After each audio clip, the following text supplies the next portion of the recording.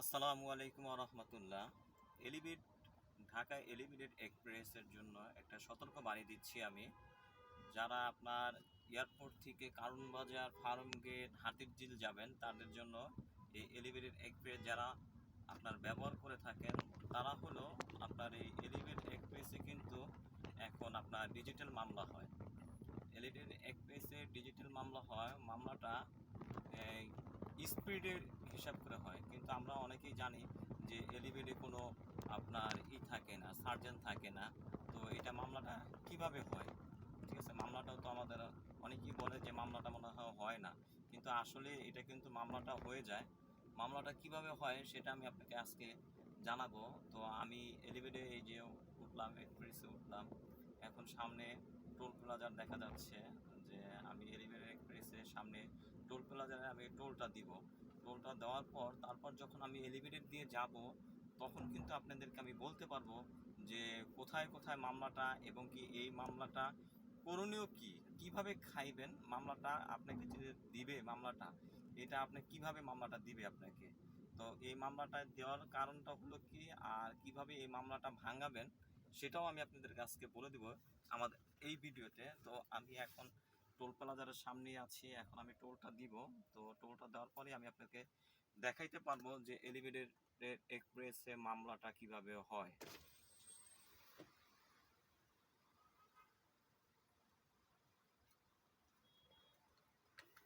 তো আমি এখন টোলটা দিয়ে দিলাম এলিভেটে। তো এখন আপনাদেরকে আমি বলছি এলিভেটেড এক্সপ্রেসের মামলাটা কি। কারণ এলিভেটেড এক্সপ্রেসে এখানে আপনার স্পিড লেখাই আছে যে 60 কিলোমিটার স্পিডের উপরে উঠানো যাবে না।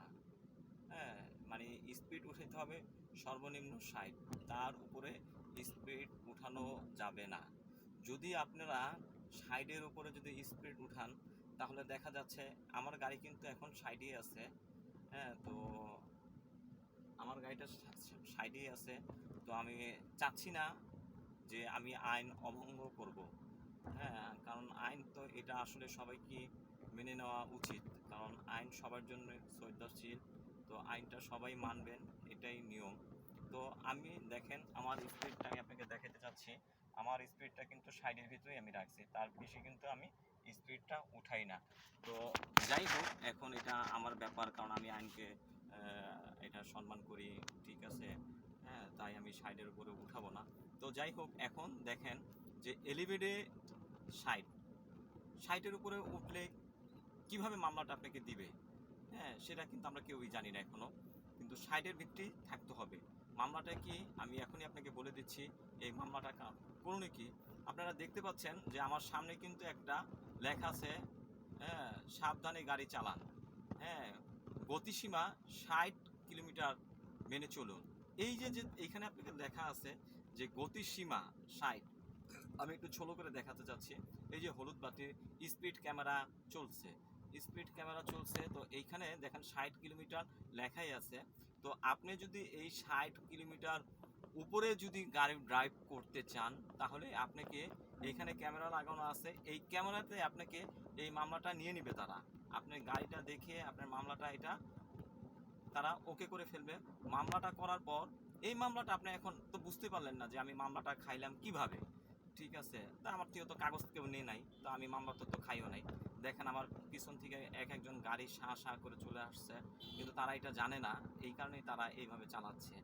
হ্যাঁ, কারণ আমি কিছুদিন আগে এই মামলাটা আমি নিজেই একবার খেয়েছি। কারণ যখন আমি গাড়িটা কাগজ করতে গেছি তখন আমার বোঝা গেছে যে আমার এটা মামলা হয়ে গেছে। তো যাই হোক, এখন আমি বলতে চাচ্ছি যে আপনি যখন এই সাইডের অতিক্রম করে যখন গাড়িটা চালাবেন তখন আপনাকে এটা মামলাটা হয়ে যাবে অটোমেটিক। এই মামলাটা আপনি বুঝবেনই না যে আপনার নামে মামলা হয়েছে, আপনার গাড়ির নামে কিভাবে হয়েছে না হয়েছে আপনি বুঝবেনই না। যখন আপনি গাড়ির কাগজ করতে যাবেন বিআরটিতে কাগজ করতে যাওয়ার পর তখন আপনি যখন বিআরটিতে এই কাগজটার জন্য যখন আপনি আবেদন করবেন, তার আপনি পরবর্তী ফিটনেস কিংবা ট্যাক্স টোকেনটা আসলে হয় না, ফিটনেসটার জন্যই হবে। আপনি যখন এটা আবেদন করতে যাবেন তখনই আপনাকে দেখায় দিবে তারা যে আপনার এই গাড়িতে এলিভেটেড এক্সপ্রেসে একটা মামলা আছে, সেই মামলাটার কারণে আপনি ওইখানে মামলাটা খেয়েছেন। এখন ওই মামলার টাকাটা যদি আপনি পরিশোধ না করেন, না করার আগ পর্যন্ত কিন্তু আপনার কাগজ হবে না। এটার জন্যই আমার এই ভিডিওটা করা, কারণ আমার অনেক ভাইরাই আছেন, হ্যাঁ, যে এলিভেটেড দিয়ে তারা প্রতিদিন যাতায়াত করেন। আমিও প্রতিদিন এলিভেটেড দিয়ে যাতায়াত করি, কারণ আমিও একটা সময় বুঝতাম না যে এলিভেটেড মামলা কিভাবে হয়, এটা আমিও জানতাম না, কারণ এখানে কোনো সার্জেন্ট নাই, ট্রাফিক নাই, পুলিশ নাই, কোনো কিছু নাই। এখানে মামলাটা আমাকে কিভাবে করবে?